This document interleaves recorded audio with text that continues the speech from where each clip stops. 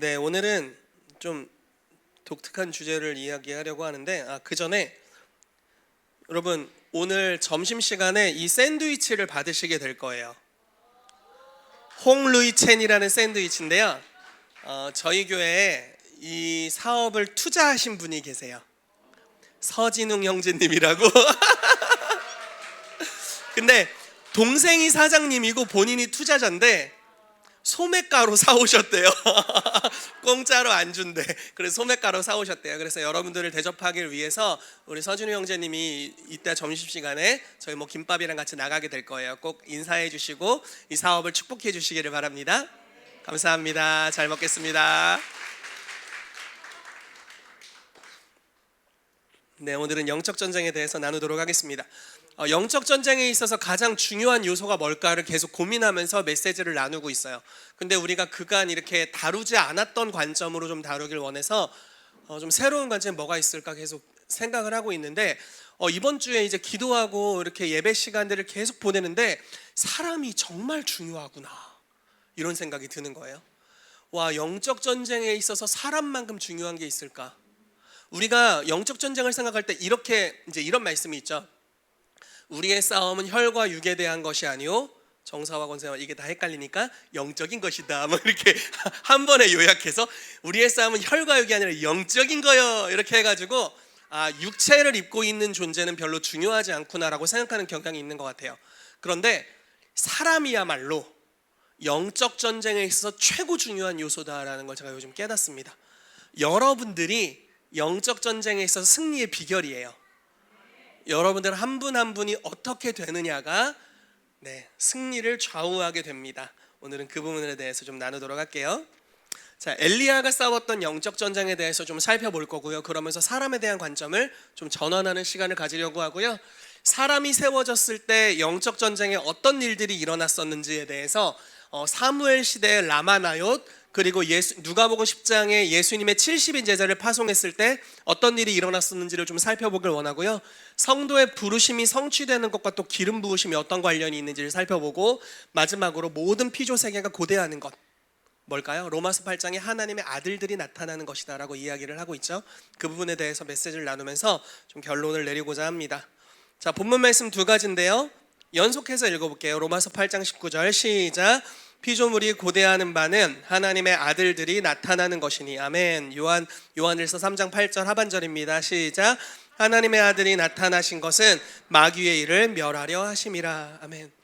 이 말씀 두 개만 나열해놔도 벌써 설교가 끝난 것 같은 기쁨이 오지 않습니까? 하나님의 아들이 나타나는 걸 고대한다. 왜? 마귀의 일을 멸하는구나. 이렇게 우리가 딱 연결해서 볼 수 있죠.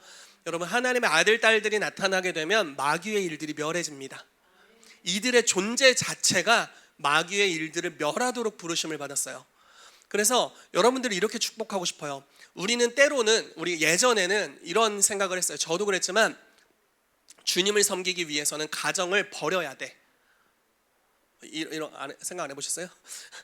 네, 저 한번 생각해봤나요? 주님을 섬기기 위해서 네 꿈을 포기해. 주님을 섬기기 위해 네 소원을 포기해. 네 소원은 중요하지 않아. 네 꿈은 중요하지 않고 네 가정도 네 건강도 아무것도 중요하지 않아. 이 죄악의 썩을 육신을 어떻게든 사용해서 주님께 영광을 돌리도록 해라. 이런 메시지들을 우리가 많이 들으며 자랐단 말이에요. 근데 많은 부분 거기에 거짓이 포함되어 있는 것 같아요.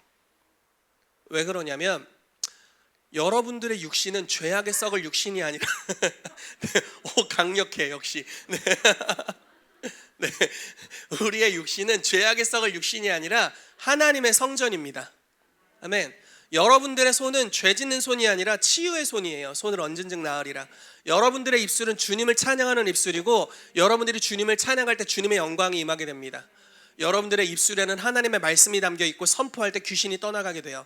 여러분들의 발은 하나님의 통치하는 발이 되어서 여러분들이 밟는 곳마다 주님의 땅이 될 것입니다. 우리의 육체가 얼마나 중요한지 몰라요. 우리의 건강을 관리하는 게 너무너무나 중요합니다. 우리의 가정을 챙기는 건 또 얼마나 중요할까요? 남편과 아내 사이는 얼마나 중요할까요? 우리는 많은 부분 우리 자신의 부르심이나 어떠함들을 포기하고 주님을 섬기는 것이 옳다고 믿었어요. 근데 그렇게 가면 나중에 어떻게 되는 줄 아세요? 과부하가 걸려요. 그리고 내 세대는 어떻게든 버텨도 다음 세대부터 저주가 와요. 많은 PK와 MK들이 상처를 받았어요. 왜냐하면 그렇게 섬겼으니까. 포기하고 섬기는 게 맞다고 생각했어요. 그래서 자녀를 돌보지 않았어요. 그리고 주님을 섬겼어요. 그리고 그 세대는 어떻게 간신히 버텼어요. 다음 세대 아이들은 상처 가운데 있죠. 굉장히 큰 어려움이 있습니다. 그런데 하나님께서 성경에서 어떤 방식으로 일하는지를 우리가 볼 필요가 있어요. 자, 하나님은 다윗에게 꿈을 주십니다. 왕이 되는 기름 부으심을 주세요. 이것은 그냥 언뜻 보기에는 저 사람이 왕의 부르심을 받았구나, 되게 좋겠다, 이렇게 생각할 수 있죠.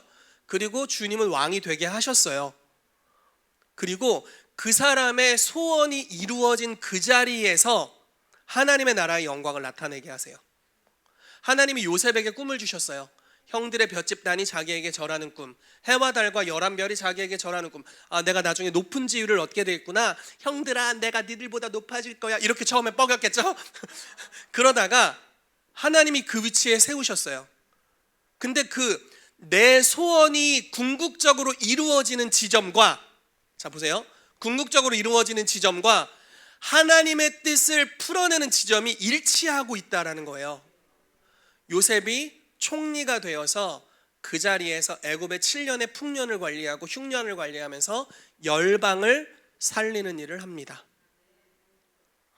우리는 때로는 우리의 소원을 내려놓고 하나님의 영광을 위해 이렇게 말하지만, 주님은 너희는 내 사랑하는 아들, 딸이고 내 유업을 이을 자이고 내가 너희를 통해서 너희를 축복함으로 영광을 받고 또 너희를 통해서 영광 받겠다라고 말씀하시는 분이십니다. 우리가 예수 그리스도의 십자가에 대한 이야기를 하면서 그분은 모든 걸 포기해서 죽었다, 그래서 우리가 유익함을 얻었다, 이런 부분을 강조를 많이 하죠. 십자가는 예수님의 끝이 아닙니다. 십자가는 예수님의 여정이었어요. 십자가는 반드시 필요했죠. 중요한 여정입니다. 영광으로 나아가는 유일한 길이에요. 십자가가 자기를 부인하고 자기 십자가를 지고 주를 쫓는 것이죠. 근데 십자가가 끝이 아니고 어디가 끝입니까? 하나님 보좌 우편이 끝이에요. 그분이 높아지셨기 때문에 우리가 그 안에서 하나님의 권세와 능력을 가지고 이 땅을 변화시키는 일을 할 수가 있습니다. 우리는 그분의 높아짐 안에 있어요. 무슨 말씀인지 이해가 되시나요? 하나님은 여러분들의 소원을 이루기를 원하세요. 잠언 말씀에 이런 표현이 있죠. 소원이 이루어지는 것은 생명나무다, 이런 표현이 있습니다. 그렇기 때문에 2201 차량을 이동해 주시기를 바랍니다. 2201 차주님은 차량을 이동해 주시기 바랍니다. 다시 한번 말씀드립니다. 2201 차주께서는 차량을 이동해 주시기 바랍니다. 네, 없으면 할 수 없고요. 우리가 아닐 수도 있으니까. 네. 그래서 우리의 소원이 이루어지는 것이 생명나무고, 그것을 통해서 하나님 영광 받으실 뿐만 아니라 그 영역을 사용해서 주님이 이 땅을 변화시키는 일들을 행하십니다. 여러분들의 높아짐을 위해서 주님을 이용하지 마세요. 이건 최악이에요. 이건 주님을 신뢰하지 않는 거예요. 주님의 영광을 쫓아가세요. 그럼 여러분들의 높아짐이 따라오게 될 거예요. 왜냐하면 주님이 약속하신 축복 중에 머리가 되고 꼬리가 되지 않을 것이다, 너희가 위에만 있고 아래에 있지 않을 것이다 라고 말씀하셨어요. 그건 그냥 우리가 받을 당연한 유업입니다. 먼저 그 나라와 그 의를 구하세요. 이방인들이 구하는 걸 구하지 마세요. 근데 그 나라와 그 의를 구하면 다 된대요. 그래서 하나님을 신뢰함으로 믿음으로 전진해 가십시오. 왜냐하면 그분은 여러분들의 높아짐을 기뻐하고 계세요. 하나님이 주시는 여러분들의 세워짐을 경험하게 되기를 예수 이름으로 시즌에 축복합니다. 제가 사람이 너무 중요하다는 생각을 하면서, 한 분 한 분이 부르심의 위치에 세워지는 것이 얼마나 큰 주님의 영광을 드러내게 되는가. 제가 이제 몇 주 전에 우리 이호셉 팀장님과 이제 대화를 나눴어요. 그러면서 이제 스쿨에 대해서 우리 팀장님이 이야기를 하셔가지고 어떻게 할까 하다가 그냥 그날 우리가 스쿨을 어떻게 할지를 같이 계획을 했습니다. 그리고 나서 저희가 이제 재정 스쿨을 최근 목요일 날 이제 첫 시간을 시작하게 됐고, 많은 분들이 들어오셨어요. 굉장히 즐거운 미팅들을 했는데, 그리고 우리 요셉 팀장님이 금요일마다 지금 2주차 메시지를 나누고 있는데, 제가 메시지를 죄송하지만 계속 들을 수 없는 애기 봐야 되는 그런 형국에 제가 소그룹 예배실에서 항상 애기를 보면서 강의를 듣습니다. 사실 듣는 건지 마는 건지 모르겠어요. 모든 엄마들이 참 대단하신 것 같아. 네. 그런데 이제 듣고 있는데 이번 주에 요셉 팀장님 메시지를 나누는데 너무 그냥 들리진 않지만 은혜롭다. 그 있잖아요. 영어 찬양을 듣는데도 은혜로운 거. 왜냐면 우린 영어로 들으니까 이해되세요? 무슨 말인지? 이게 설교 내용은 잘 전달이 안 되는데 저기 안에 있으면 뭔가 연계가 너무너무 은혜롭다 이런 생각이 드는 거예요. 근데 기도회를 인도하시는데 제가 저기 뒤에 있다가 이건 뭐지? 이 주님의 영광은 뭐지? 그래가지고 문을 열어버렸어요. 시끄럽고 뭐고가 문제가 아니다. 이걸 받아야 된다. 그래가지고 문을 열어 제치고 있었어요. 한 사람을 통해 이런 영광이 풀어질 수 있다는 거에 대해서 너무너무 감사하게 됐고, 또 저분만이 드러낼 수 있는 하나님의 영광의 요소가 있는 거잖아요. 그래서 너무너무 행복했습니다. 잘하였도다 착하고 충성된 희태가, 네가 요셉이를 세웠으니 더 많은 사람을 세울 수 있는 은혜를 너에게 주리라. 이런 감동. 내 스스로 막 칭찬해 이렇게.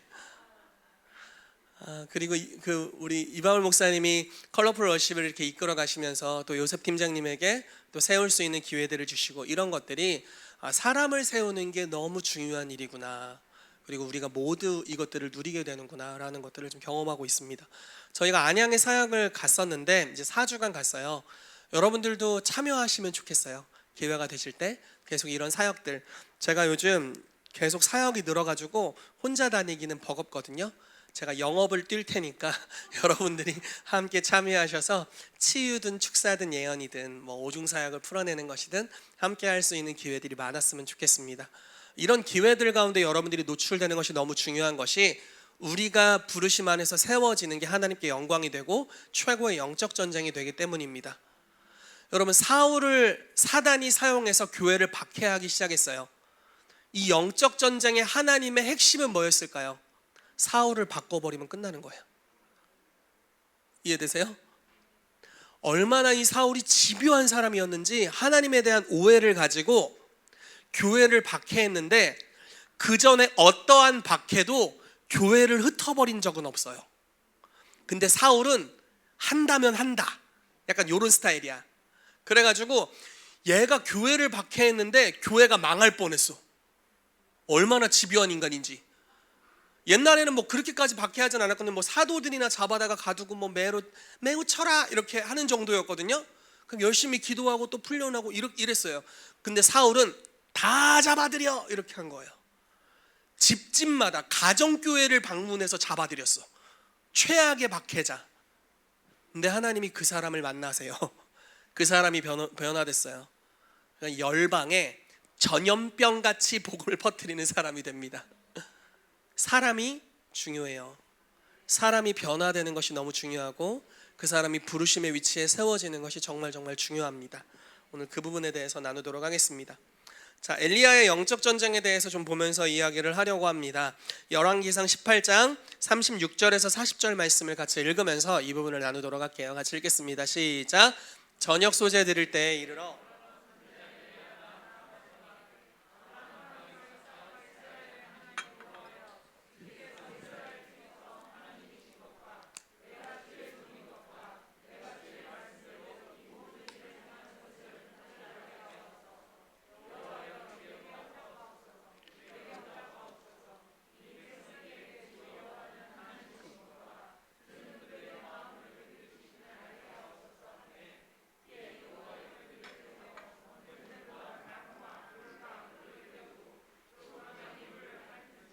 모든 백성이 보고 엎드려 말하되 여호와 그는 하나님이시로다, 여호와 그는 하나님이시로다 하니, 엘리야가 그들에게 이르되 바알의 선지자를 잡되 그들 중 하나도 도망하지 못하게 하라 하매 곧 잡은지라. 엘리야가 그들을 기손 시내로 내려다가 거기서 죽이니라. 아멘. 자, 한 나라에 아합 왕이 세워지고 또 이세벨이라는 왕비가 들어섰습니다. 그리고 나서 이 나라가 망해가기 시작하는데, 바알을 섬기는 또 아세라를 섬기는 이 이세벨로 인해서 아합 왕이 미혹되었고, 이스라엘 전체에 바알 신상을 세우기 시작합니다. 그리고 여호와를 섬기는 모든 선지자라는 선지자는 다 잡아다가 죽입니다. 그래서 엘리야가 말하기를 주여 나만 남았습니다 라고 이야기할 정도로, 물론 그게 나중에 알아보니까 착각이었어요. 7천 명이 더 있었어요. 근데 그렇게 이야기할 정도로 선지자의 씨가 말랐어요. 그런 정말 척박하고 처절한 영적 전쟁의 시기, 교회가 교회는 아니죠. 어쨌든 여호와의 백성들이 거의 망했다고 여겨지는 최악의 시즌입니다. 아, 사단이 이스라엘을 다스리고 있구나라고 말할 만한 최악의 시즌이었어요. 그때 하나님께서 선지자 엘리야를 일으키십니다. 그리고 이 무명의 선지자, 그러니까 누구도 알아주지 않아요. 무명의 선지자가 어느 날 아합 왕 앞에 나가가지고 이렇게 얘기하는 거예요. 이제부터 내 말이 있기 전에는 비가 내리지 않을 것이다. 그리고 사라졌어요. 뭐야 저 멍청이는, 이러고 끝났을 거예요. 근데 비가 안 와. 근데 비가 안 와요. 한 달이 지나도 비가 안 오고, 이스라엘은 척박한 땅이잖아요. 비가 안 오면 진짜 살 수가 없어요. 한 달, 두 달, 세 달, 네 달, 6개월, 1년, 2년이 돼도 비가 안 와요. 시내가 다 말랐어요. 모든 동물이 다 굶어 죽기 시작했어요. 모든 식물이 다 말라 비틀어졌어요. 그러니까 이제 이 엘리야가 권위를 갖기 시작하는 거예요. 그래서 엘리야가 이제 아합 왕이 엘리야를 찾으려고 전국의 군대를 보냅니다. 그리고 찾고 마을 사람한테 물어봐요. 엘리야 봤어? 그 수염 드릭드릭한 남자 봤냐고. 선지자 엘리야, 모릅니다. 본 적이 없어요. 그러면 못 봤다고 맹세해라. 거짓말 치면 나중에 니네 다 죽어. 이런 식으로 모든 도시에 다 맹세를 받을 정도로 엘리야를 찾았는데도 못 찾았어요. 그 엘리야가 이제 하나님의 때가 돼서 주님이 이렇게 말씀하신 거예요. 내가 이제 비를 내릴 거다, 이렇게 말씀하셨어요. 그래서 이제 아합 왕 앞에 스스로 나타납니다. 그리고 이야기해요. 당신에게 선지자가 있지 않냐? 바알을 섬기는 선지자, 숫자가 기억이 안 나면 400명, 그리고 아세라를 섬기는 선지자 이렇게, 숫자가 기억이 안 나요. 아무튼 이렇게 약 850명 이 정도 됐던 것 같아요, 전체가. 아무튼 데리고 와라. 그리고 이스라엘 백성을 전체를 갈멜산에 불러 모아라. 이렇게 이야기를 한 거예요. 근데 이 사람이 원래는 아무 권위가 없었을 텐데 이 사람 말대로 비가 안 왔잖아요. 그래서 어쨌든 불러 모았습니다. 모든 이스라엘 백성이 모였고, 거기 바알과 아세라를 섬기는 850인의 선지자 무리, 여호와를 섬기는 한 명의 선지자. 여러분, 이게 게임이 되겠어요? 그 당시의 영적 기류는 거의 막 귀신이 떠다녔을 거야. 우리 이현주 집사님 아까 누가 어깨를 누르는 것 같다는 느낌이 들으셨다고 했는데 그 정도 수준이 아니었을 거예요. 막 다 지근지근 사단이 백성들을 밟고 다니는 거의 그 수준이었을 거예요. 그런데 엘리야가 거기서 무엇을 합니까? 불로 응답한 분이 하나님이시라고 하자. 이스라엘 백성아, 너희가 어느 때까지 바알과 하나님 사이에서 왔다리 갔다리 할 거냐? 우리가 진짜 하나님 섬기자. 바알이 하나님이면 바울에게 가. 바알에게 가. 여호와께서 하나님이시면 여호와께로 돌아와라. 이렇게 이야기를 하는데 백성들이 논리적으로 이해가 되는 거예요. 그래, 진짜 하나님한테 가자. 바알을 이세벨이 막 얘기했는데 우리가 진짜 하나님에게 가자. 이렇게 이제 결정을 한 겁니다.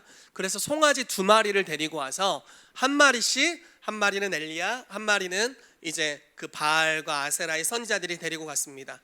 그리고 각을 떠서 제사를 지내는데 불로 응답한 신이 하나님이다.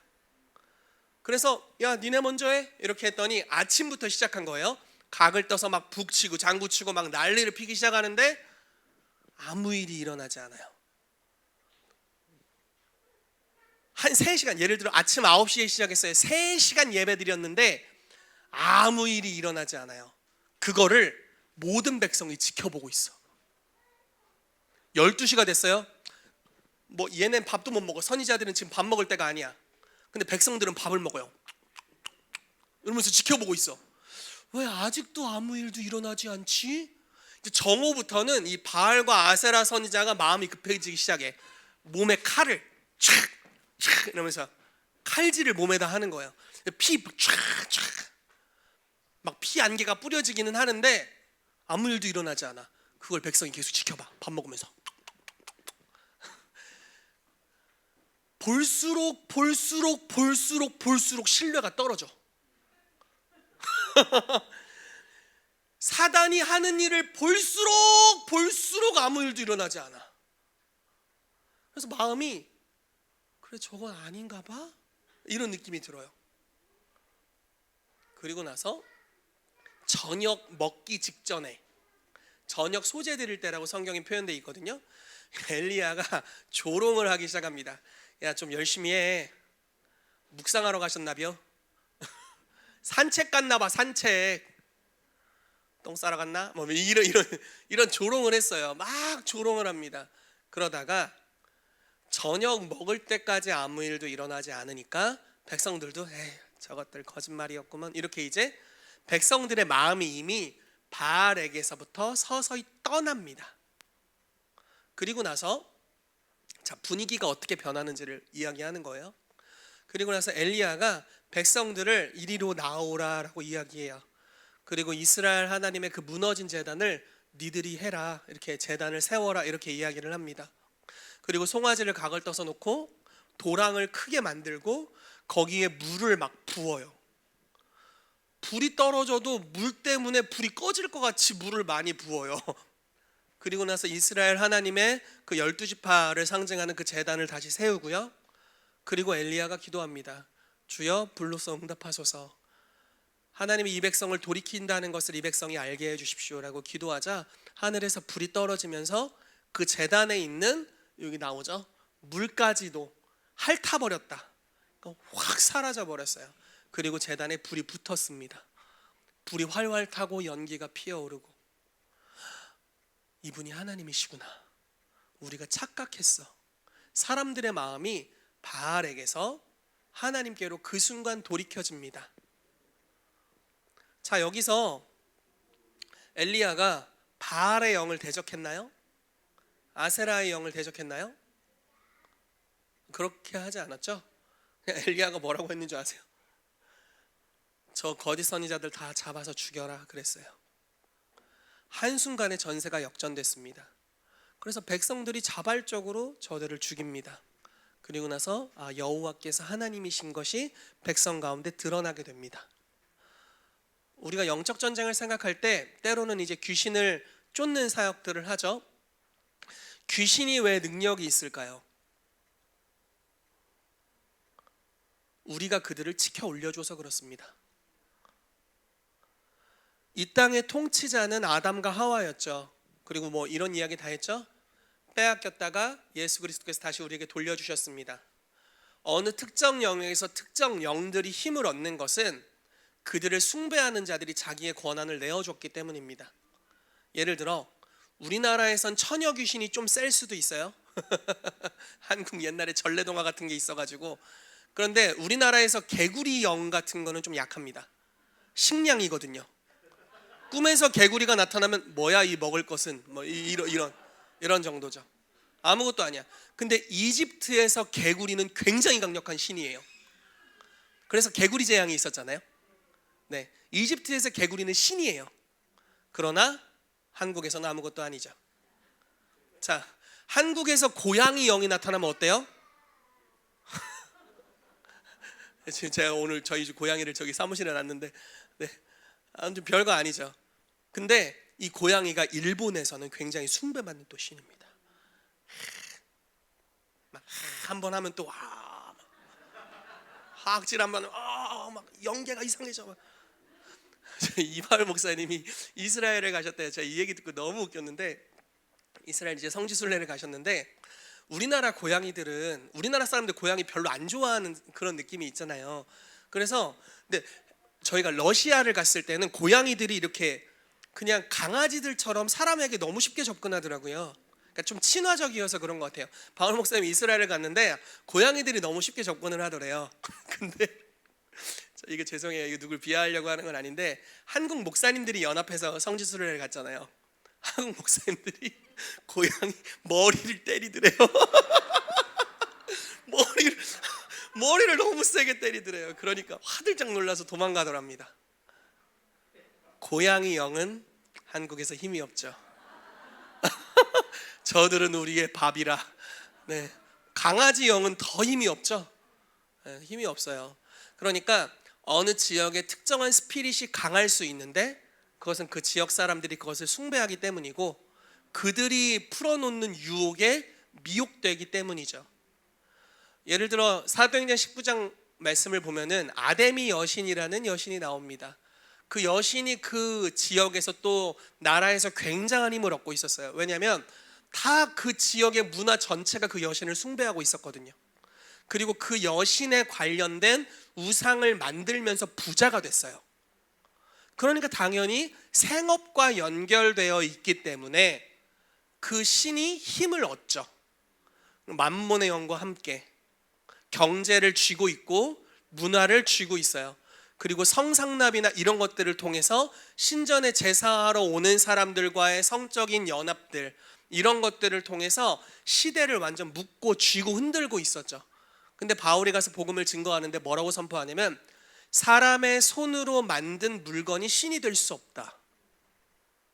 만들어진 주제에 뭔 신이, 뭐 이렇게 한 거예요. 그러니까 사람들이 인식이 바뀌는 거예요. 정신을 차리고 보니 아데미 여신은 사람의 손으로 만든 거네. 저건 신이 아니구나. 사람들의 마음이 아데미 여신에게 힘을 줬던 것에서 다시 빼앗아서 하나님께로 마음이 향하게 됩니다.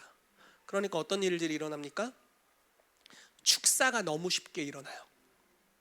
얼마나 쉬웠는지 바울의 손수건만 던져도 치유되고 축사가 일어나고, 길거리에서 얼마나 귀신이 많이 떠나갔는지 사람들이 유행이야 유행. 동네 애들이 바울이 전하는 예수의 이름을 명하는 귀신아 떠나가라 이렇게 했더니 떠나. 제 말이 너무 빨랐나요? 얼마나 많이 했는지 바울이 전하는 예수의 이름으로 명하는 귀신아 떠나라 이렇게 떠났다니까요. 그러다 가끔 안 떠나고 지가 잡아먹히기도 하고 막 이런 일들이 발생했는데 유행이 될 만큼, 그리고 자기의 생업이 망하게 됐기 때문에 이제 그 우상을 이렇게 뭐라고 해야 되나, 우상 만드는 사람들이 막 시위를 하기도 하죠. 그러니까 그런 정도로 변화가 일어나게 됩니다. 자, 영적 전쟁에 있어서 중요한 것, 마귀를 대적하는 것보다 더 중요한 것 무엇입니까? 그 사람이 마음을 하나님께로 돌이키게 되는 것이에요. 즉 우리가 이제 뭐 회심만을 이야기하는 게 아니라 한 사람이 부르심의 위치에 세워지는 것이 영적 전쟁에 있어서 얼마나 중요한 요소인지 모릅니다. 여러분 이런 얘기 들어보신 적 있나요? 사단은 우리의 부르심을 알고 있다. 그래서 어렸을 때부터 우리를 공격해서 부르심의 반대가 되는 방향으로 이끌어가려고 한다. 예를 들어 바울은 교회의 박해자였고 사실은 교회를 세우는 자잖아요. 이런 것 같이 부르심에 반대되는 자리로 우리를 인도하는 영적 전쟁이 있는 거예요. 이거 왜 이렇게 해요? 이 사람의 부르심을 꺾으려고. 그러면은 영적 전쟁의 좋은 쪽의 목적지는 무엇이어야 됩니까? 부르심이 세워지는 것이죠. 그러면은 대적의 역사가 끊어지게 됩니다. 뭐 가끔 이런 적 있어요. 이런 경우들이 있죠. 내가 어느 사역을 섬기려고 하는데 너무 아파. 근데 이거는 그냥 내가 관리 안에서 아픈 게 아니라 그냥 영적 전쟁이야. 여러분 승리하려면 어떻게 하셔야 돼요? 떠나 불가보열 이렇게 해야 돼요. 제일 중요한 원리를 알려드릴게요. 그냥 하려고 했던 걸 하세요. 이제 무슨 말인지 이해되시죠? 제가 지금 공격당하고 있는 원인은 뭡니까? 하려고 하는 걸 못하게 하려고 공격을 하는 거잖아요. 이런 거 신경 쓰지 마시고 그냥 하려고 하는 일을 하세요. 여러분들의 사명과 사역을 완수하십시오. 그러면 그 자체로 대적이 힘을 잃습니다. 그리고 떠나가라고 하면 금방금방 자유케 되는 역사가 풀어지게 돼요. 부르심이 세워지는 것이 영적 전쟁의 가장 중요한 원리 중에 하나입니다. 자, 말씀을 하나 또 보도록 하겠습니다. 사무엘상 19장 18절에서 24절 말씀을 읽어볼게요. 시작. 다윗이 도피하여 라마로 가서 사무엘에게로 나아가서 사울이 자기에게 행한 일을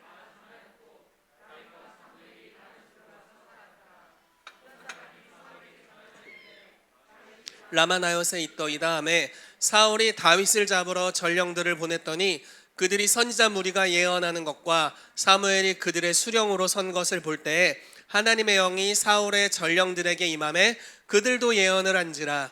어떤 사람이 그것을 사울에게 알림해 사울이 다른 전령들을 보냈더니 그들도 예언을 했으므로 사울이 세 번째 다시 전령들을 보냈더니 그들도 예언을 한지라. 이에 사울도 라마로 가서 세구에 있는 큰 우물에 도착하여 물어 이르되 사무엘과 다윗이 어디 있느냐. 어떤 사람이 이르되 라마 나요스에 있나이다. 사울이 라마 나요스로 가니라. 하나님의 영이 그에게도 임하시니 그가 라마 나요스에 이르기까지 걸어가며 예언을 하였으며 그가 또 그의 옷을 벗고 사무엘 앞에서 예언을 하며 하루 밤낮을 벗은 몸으로 누웠더라. 그러므로 속담에 이르기를 사울도 선지자 중에 있느냐 하니라. 아멘. 자, 보십시오. 사울이 다윗을 잡으려고 전령들을 보냈더니 그들이 선지자 무리가 예언하는 것과 사무엘이 그들의 수령으로 선 것을 볼 때 하나님의 영이 임했다, 이렇게 표현되고 있습니다. 자, 사무엘이 선지자로 세워졌을 때는 이스라엘의 이상이 희미했다라고 표현하고 있어요. 그러니까 선지자가 거의 씨가 마른 그 엘리야 시대랑 비슷했어요. 물론 선지자가 있긴 있었어요. 엘리의 죽음에 대해서 예언한 무명의 선지자가 있기는 했지만 사무엘 시대는 정말 이상이 희미했대요. 그러다가 사무엘이 선지자로 일어나면서 여호와의 말씀이 귀가 울릴 정도로 이제 선포되는 역사가 일어나게 됩니다. 근데 사무엘이 이제 자기의 사역을 다 마치고 노년에 자기의 고향이었던 라마라는 지역으로 돌아가서 나옳이라는 공동체를 세우게 됩니다. 저희 이제 공동체라는 뜻이 있거든요. 나옳이라는 공동체를 세웠는데 이렇게 세운 것 같아요. 자기가 예언하는 것을 다른 사람도 할 수 있게 한 거예요. 자기의 예언하는 것을 다른 사람, 뭐 이랬을 수도 있어요. 선지자의 부르심이 있는 사람들이 사무엘에게 끌려왔을 수도 있겠죠. 이끌려 오는 거죠. 그래서 그들을 부르심의 위치에 세워줍니다. 예언할 수 있도록, 여호와의 음성을 들을 수 있도록, 기름 부음이 풀어지도록. 쉽게 말해서 첫 번째 선지자 학교가 시작된 거예요. 그러면서 사무엘이 예언할 뿐만 아니라 같이 예언을 하니까 갑자기 어떤 일이 발생하냐면 다윗을 죽이러 온 암살자들이 갑자기 예언을 하고 거기서 그치는 게 아니라 사울에게 임했던 귀신이 떠나가면서 예언을 해요. 자, 사울에게 임한 귀신은 동네 바보에게 임하는 귀신이 아니에요.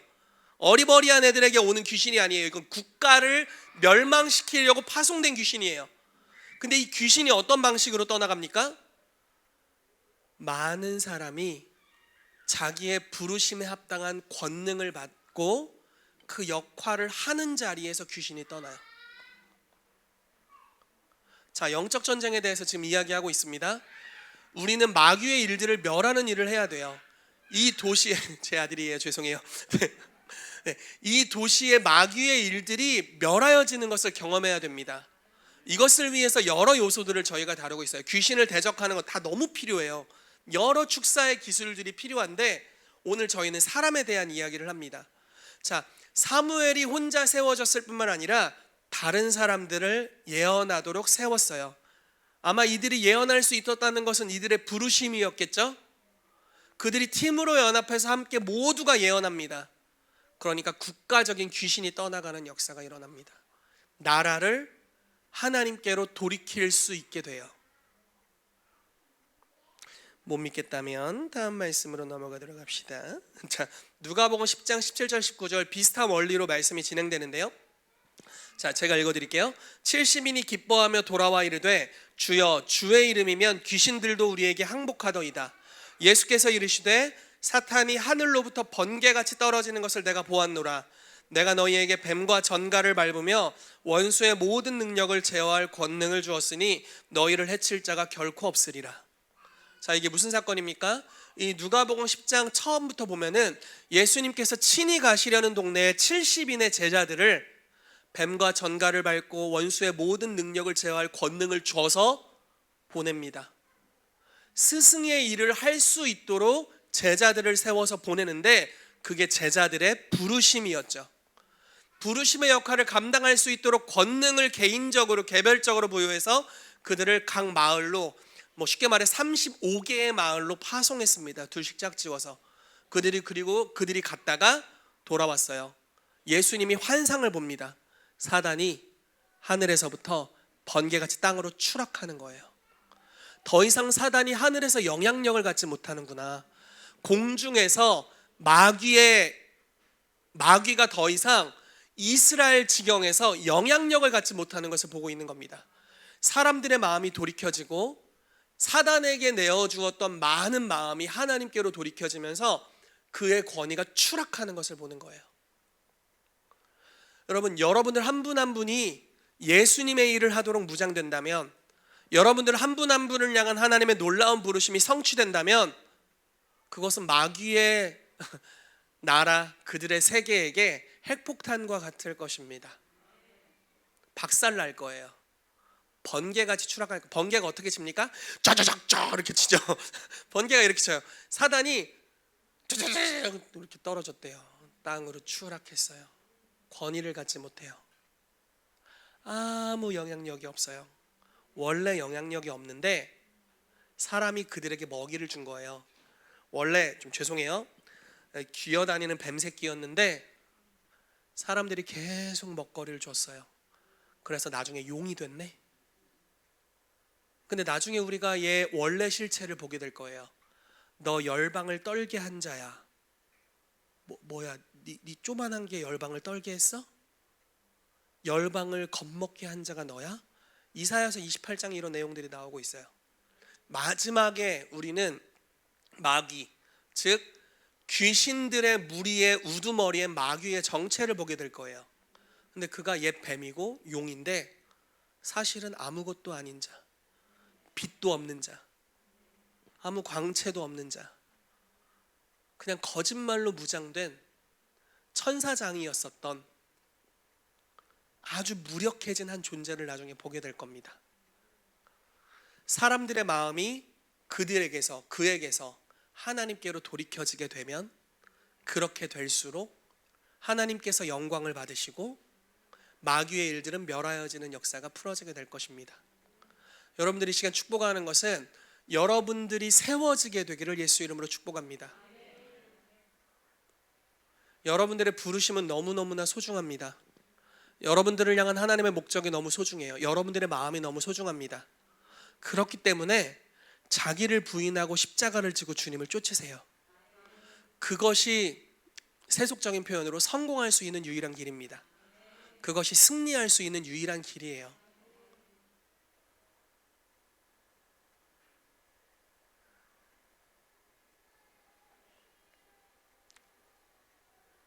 하나님께서 여러분들의 삶에 큰 은혜를 베푸시기를 예수 이름으로 축복합니다.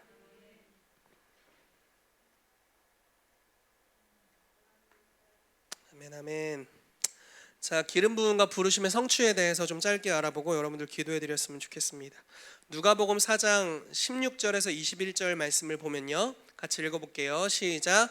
예수께서 그 자라나신 곳 나사렛에 이르사 안식일에 늘 하시던 대로 회당에 들어가사 성경을 읽으려고 서심해 선지자 이사야의 글을 들이거늘 책을 펴서 이렇게 기록된 데를 찾으시니 곧 주의 성령이 내게 임하셨으니 이는 가난한 자에게 복음을 전하게 하시려고 내게 기름을 부으시고 나를 보내사 포로된 자에게 자유를, 눈먼 자에게 다시 보게 함을 전파하며 눌린 자를 자유롭게 하고 주의 은혜의 해를 전파하게 하려 하심이라 하였더라.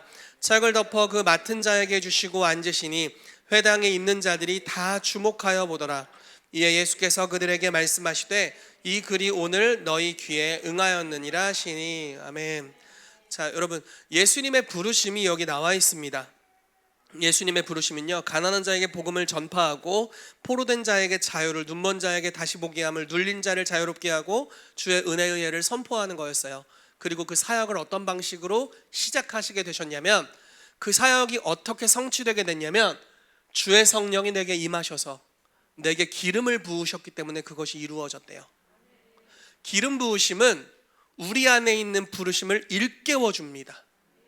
주님이 여러분들에게 기름 부으시면 여러분들 안에 하나님이 창조 때 내재해 주신 그 부르심이 불릴 듯이 일어나게 될 것입니다. 사울은 나중에 타락한 왕이 되었지만 사울이 처음 부르심 받았을 때를 봐야 돼요. 사울은 굉장히 부끄러움이 많은 사람이었어요. 저처럼. 네. 부끄러움이 너무 많은 사람이었어요. 그래서 왕이 됐을 때도 막 구석에 숨어 있었어요. 그런데 그가 사무엘에게 기름 부으심을 받게 되죠. 그리고 나서 어느 날 자기 백성이 고통을 당하고 있다, 블레셋에게 고통을 당하고 있다는 소식을 듣게 됩니다. 그때는 왕궁이 있던 시절이 아니에요. 이제 왕이 됐으니까요. 밭을 갈고 있다가 그 소식을 듣고 여호와의 신이 갑자기 임하셨는데 극한 분노와 함께 임하셨어요. 백성을 괴롭히는 대적을 향한 분노, 이게 왕의 기름 부으심이죠. 여기서부터 축사가 일어나게 됩니다. 그래서 분노, 막 하나님의 진노, 내 백성을 괴롭혀? 하나님의 진노가 임했어요. 그래서 자기가 지금 소몰이 하고 있었는데 소를 12조각으로 쪼개서 이스라엘 12지파에게 보냅니다.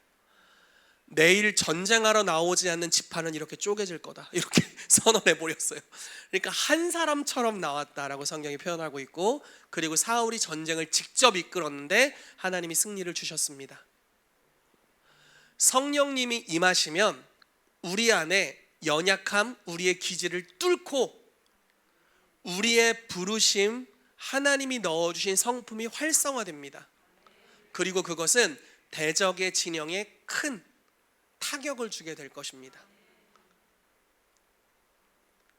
주님, 저희 집부터 온전하게 된 다음에 제가 부르심에 순종할게요.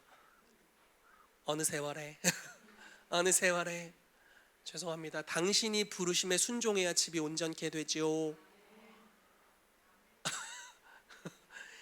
주님, 재정 사정 좀 좋아진 다음에 부르심에 순종할게요. 어느 세월에 어느 세월에 부르심에 순종해야 돌파가 일어나죠. 여러분, 오늘 여러분들에게 기름 부으심이 임하게 되기를 정말 축복합니다. 그리고 그것이 우리 안에 있는 부르심을 일깨울 것입니다. 모든 피조 세계가 고대하는 것, 이제 마무리할게요. 모든 피조 세계가 고대하는 것은 하나님의 아들들, 딸들이 나타나는 것입니다. 기름 부으심이 아들들과 딸들을 나타내 줄 것입니다. 그리고 아들들과 딸들이 일어나면 마귀의 일들이 멸하여지게 될 것입니다. 제가 우리 이요셉 팀장님 이야기했는데, 한 사람이 부르심 안에 세워지면 얼마나 가난의 영들이 결박되는 역사가 일어날까요? 강력한 치유하고 축사하는 자, 우리 상필 팀장님 이번에 안양에 가서 너무너무 감사하고 좋았는데, 강력한 축사 사역자가 세워지는 것이 얼마나 사단의 진영에 큰 타격을 가져다 줄까요? 그렇죠? 예언적인 하나님의 메시지를 선포하는 자가 일어날 때 얼마나 절망을 주는 마귀의 역사가 무력화될까요? 하나님이 소망을 주시는 하나님이라는 것이 드러나게 되겠죠. 하나님의 비전을 선포하는 자들이 일어나게 될 때 사단의 계획이 얼마나 많이 무너지겠습니까? 여러분, 일어나시기를 축복합니다. 여러분들 안에 하나님이 기름 부으심이 풀어지게 되고, 그래서 여러분들의 부르심이 극단적으로 활성화되어서 여러분들에게 주신 사명이 성취되길 바라고요. 그리고 여러분들이 회복되게 되므로 여러분들이 먼저 선두주자로 가게 되면 여러분들이 챙겨야 될 사람들도 따라오게 될 것입니다. 자, 마지막으로 요거 하나만 나누고 마치도록 할게요. 가끔 이런 경우들이 있어요. 제가 부르심에 순종하려고 하는데 자녀가 막아요. 아빠 엄마가 막아요. 남편과 아내가 막아요. 이런 경우가 있어요. 그냥 부르심에 순종하세요. 그들을 다 챙기고 순종하려고 하지 마십시오. 갑자기 이혼해라 이런 거 절대 아니고요. 예수님이 어떻게 하셨나를 보는 것이 우리의 그게 모델이죠. 예수님은 예수님의 어머니, 예수님의 동생들이 예수님을 미쳤다고 생각했어요. 예수님을 따라다녔는데 왜 따라다녔냐면 뜯어 말리려고 따라다녔어요.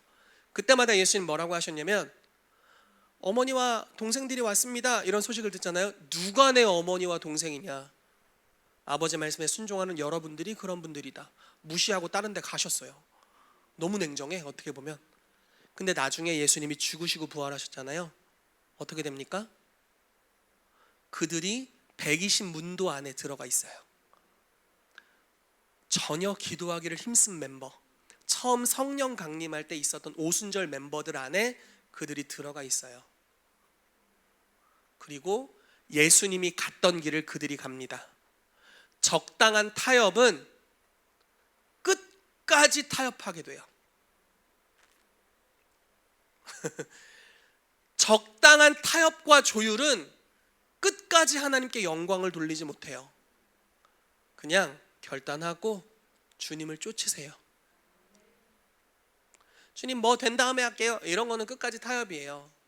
그리고 하나님이 우선순위가 되지 못합니다. 그냥 주님을 쫓으세요. 그러면 주님께서 이들을 나중에 돌이켜 주실 거예요. 그럼 이들이 내가 쫓는 주님을 쫓는 자들이 될 것입니다. 근데 반대로 생각해 보세요. 내가 적당히 타협해서 이들을 구슬려서 설득해서 교회를 데려오고 막 등등등등을 했어요. 그럼 항상 이들의 마음은 반이야. 절반은 내가 아내나 남편을 조종할 수 있다고 생각해요. 하나님께 100%를 드리지 못해요. 100%를 섬기는 모습을 본 적이 없으니까. 근데 우리가 극단적으로 결단하고 주를 쫓으면 저게 내가 따라가야 될 모델이구나. 처음엔 대적하다가 나중엔 그 영역으로 따라오게 됩니다. 그러면 가족 모두의 부르심이 살아나게 될 거예요. 결국 가족을 버리는 것 같으나 이 생에서 100배나 얻게 될 것입니다. 그런 일들 우리 교회 가운데 풀어지게 되기를 축복합니다. 같이 기도하겠습니다.